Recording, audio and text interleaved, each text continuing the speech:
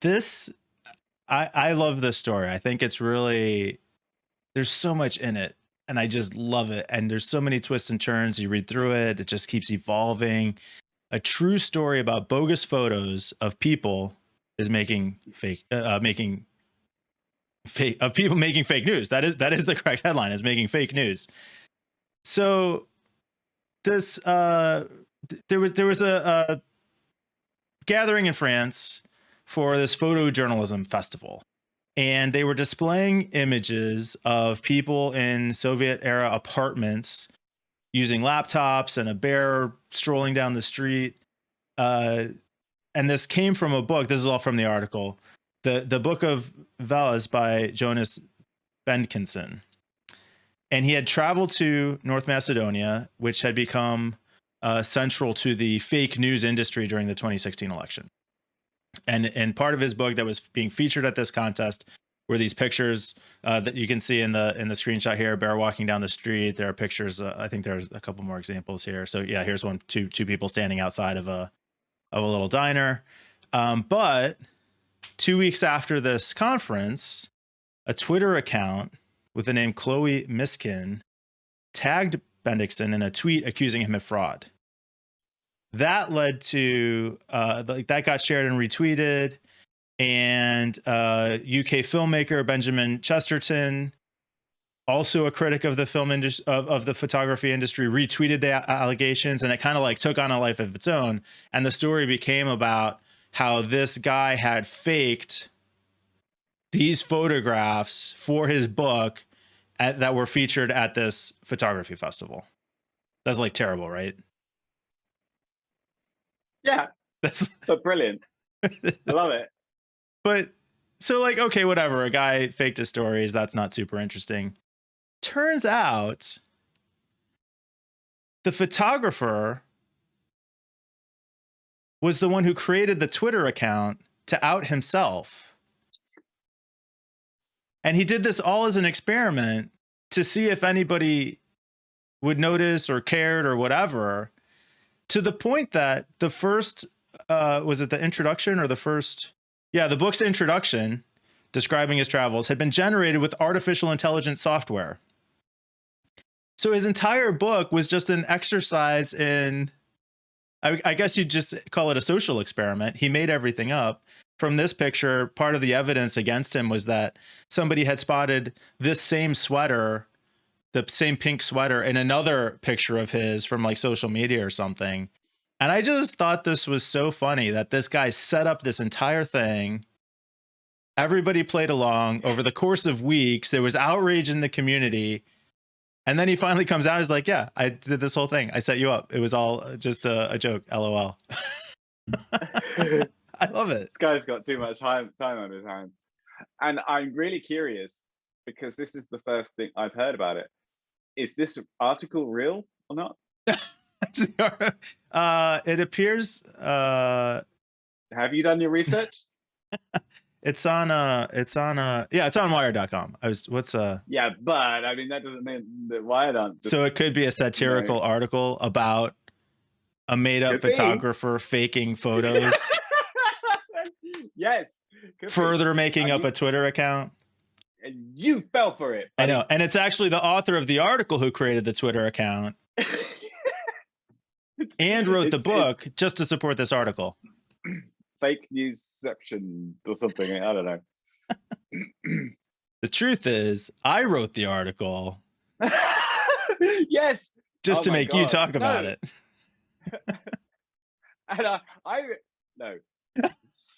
You planted it. So I guess part of what stood out to me about this is I think you made a comment about having no problem with like deep fake stuff. Did you tell me that one time? What's your position on deep fakes? Oh God, that's not what, of real people? Yeah. No, I thought it was an interesting concept. I think the context was like deepfakes in porn and whether that was a violation of privacy or not. Yeah, I don't know. I don't know really where I stand on that. I think it's not a very nice thing, and I wouldn't like it to happen to me. But then again, I wasn't there and I didn't do anything. depends on the context and whether the person knows their image is being used. It's kind of an identity in a way that's being faked. So you wouldn't like your anyone to impersonate you in another way. But then again, there's the thing about deepfakes of people who have died, and someone's father being recreated as a deepfake. And then there's Donald Trump deepfakes of him saying silly things. Well, I mean, I'm just thinking they don't really, let's say Obama saying silly things, because with Trump it's probably actually true. But like with, so I don't know.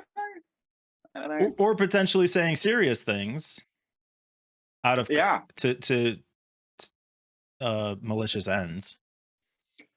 I think it comes down to, I don't know. I'm trying to make a snap decision that sounds clever, but I really don't know. I'm It's surprised. about identity, really. I feel much more strongly about deepfakes than privacy. But they're related. It's about identity and owning your own. Getting your identity stolen is because someone's violated your privacy, right?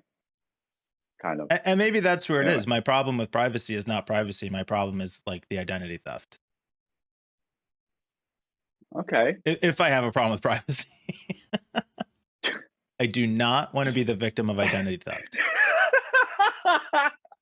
Let me be totally guys, clear. You heard him. That's it. There's another interesting story, which we kind of get off track here, but there's another interesting story which I came across. Have at it. And maybe we could talk a bit more about this when I found out it's not a story yet. At least I haven't found any of the news media, the lamestream news media picked up on it yet. But it's about hyper targeting or nano targeting in Facebook. Yeah. And it's the concept of being able to show an ad just to one person based on specific combinations of their interests and other data points. It's essentially creating a fingerprint of that person. And if you set your ad targeting up in Facebook in the correct way, it's only going to reach one person because there's only one person that matches all these different data points. It's the same way browser fingerprinting works. Actual fingerprints work the same way because there's only those curves and things are only on one person. So have I violated have I revealed your identity there just because I was able to show you one thing? Does it make a difference if I'm able to target you like that and then retarget you, and anywhere you go across the internet or across Facebook, I can still show you what I want to show you? Yeah, and we see that in big data too. You don't have to have personally identifiable information. If you have enough data points you could put together to know exactly who somebody is and where they've been and what they've done, just from what's available that's not even necessarily personally identifiable. I mean, I guess at some point you have to tie that to the real world. So eventually you would need somebody would have to actually go put eyes on a person to fully realize that. But it's funny because to me, this is such a sort of natural concept that fingerprinting like this exists. Like, have you ever known someone so well that if they coughed in a crowded room, you'd know where they were? Like, you will recognize their cough? Definitely my wife. I definitely know my wife that well. There you go. See? So will assert without evidence. Probably I could. There Probably I could. Or maybe, solid maybe. Other stupid little things like that, like particular type of knock on the door, or I don't know, just little subconscious, because your brain has put together all these different data points and it's kind of compiled a profile of that person. And there's when a certain person is around, or there's indicators that you don't always see. And I think that the idea of this kind of fingerprinting is just computers getting to that point. And it's really fascinating to me, but natural. And we will do a full segment on this article in addition to this, probably when Johnny's back.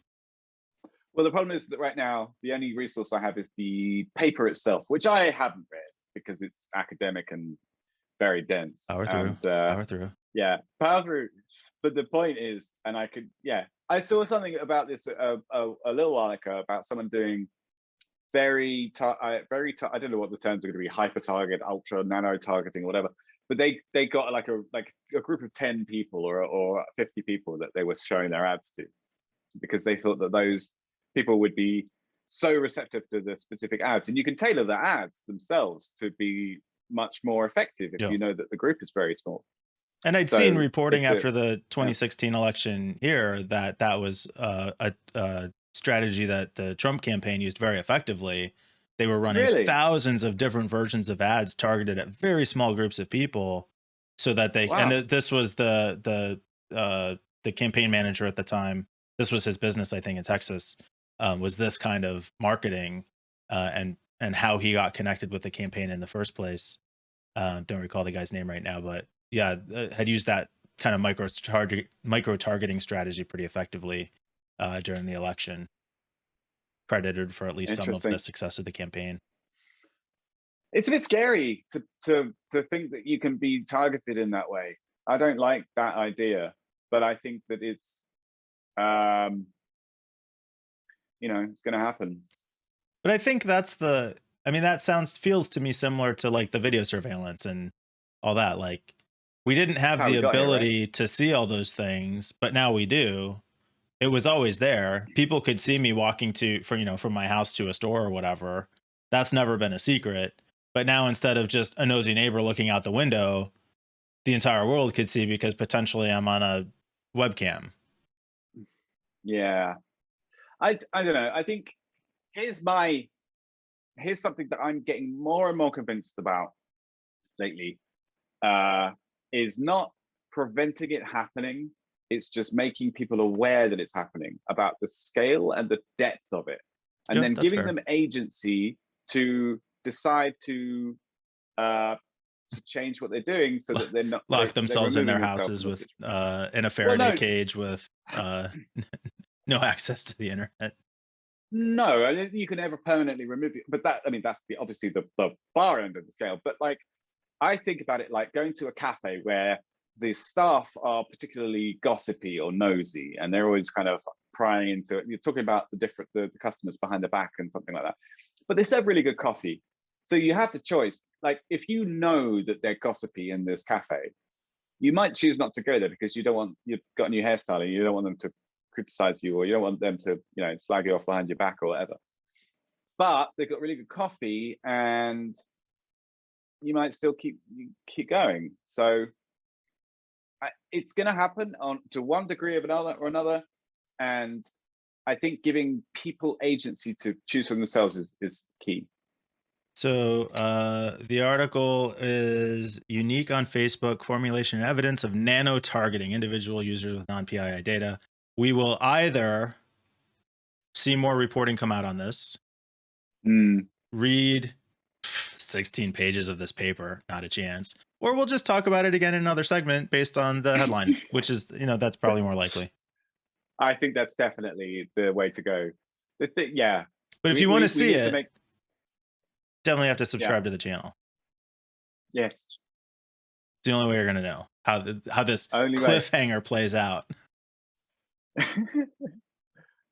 I when I read this though, when I read I read a few tweets about it as well. So other people's commentary. Research, That's yeah, there you go. research. Yeah. I did think that might be one way that I could get the whole ordering you a pizza thing achieved. Was Figure out how to show me an ad. yeah, for Just pizza, me. but make it like, hey Mike, what are your favorite toppings, by the way? I need to know. Don't you this. think you should send Peter a For pizza? my ad campaign to Yeah. one person. Oh, I mean, you're just trying to guess my password now. But the thing is, right? It should be really super cheap because it's only going to be what is it? $10 cost CPM. So what's 1/1,000,000th of $10? 100,000th of a dollar just to show and I'm you gonna one ad. see your ad 5 times every time I open Facebook for Right? Your whole face. You're gonna buy the pizza just to get rid of the ad. That's my aim. That won't work. I actually thought you could do this. I remember reading about a strategy like this a couple years ago where you could like upload a list of known email addresses and then create a rule that excludes essentially everybody on the list except for so like if I wanted to target you, I could upload your email address, which is no, you could upload your email address and then like the email addresses of 10 women, and then say show the ad only to men, and Yeah, get. yeah, that's And how I the don't whole know. Facebook enumeration thing. Yeah. That's how the Facebook enumeration thing worked. And it was, I thought about doing this as well myself, because it still works on Google Contacts, by the way. If you ever want to find a picture of someone and you know their email address, add them as a contact on Google Contacts, and it will show you their Oh photo yes. probably. Yes. Yes. Yes. Yeah. Let's Um, do that. That's a good idea. yeah. Yeah, Sarah. Like, nobody called Sarah is watching this. But yeah, but basically, if you add someone to your address book, then Facebook thinks you know them, and therefore it'll show you all sorts of links and stuff about them. And the same thing works with the ads. Yeah, I think it would probably work with LinkedIn, Google Contacts, Facebook ads. That's how the enumeration thing worked, because someone basically added a friend for literally every phone number that existed, and they were like, "Oh, you know the person's phone number? You must know this person." Yeah, sure. Here's photos of them. That is awesome. So, yeah, it's great. I like it. I like it. So we did talk about the story. We did. We'll do a full Yeah. segment on it when John's back. It'll be fun. I'm This gonna was try fun. it. I really want to try it. The nano targeting. Yeah. Yeah. But All right. you didn't answer the question. What are your favorite toppings? So I'm a big fan of like barbecue chicken pizza, Okay. chicken, Nice, thank you. bacon, red onion, barbecue sauce. But if we just go like traditional pizza, I'm pretty old school. I like pepperoni and mushrooms. Wow, love it. Pepperoni Yeah, and nothing mushrooms. fancy for me. I mean, a good Hawaiian pizza is pretty good too. Oh God. All right, I'm sorry, I didn't mean to ask. Okay. Oh, You don't like ham? yeah. I mean, do you know what? Like, the thing is, I love pineapple. It's my favorite fruit, and I just pizza. Like, No, I sorry, love it. mate. Hawaiian pizza's good. Hawaiian pizza's good. I like it. All right, okay. Let's end there now.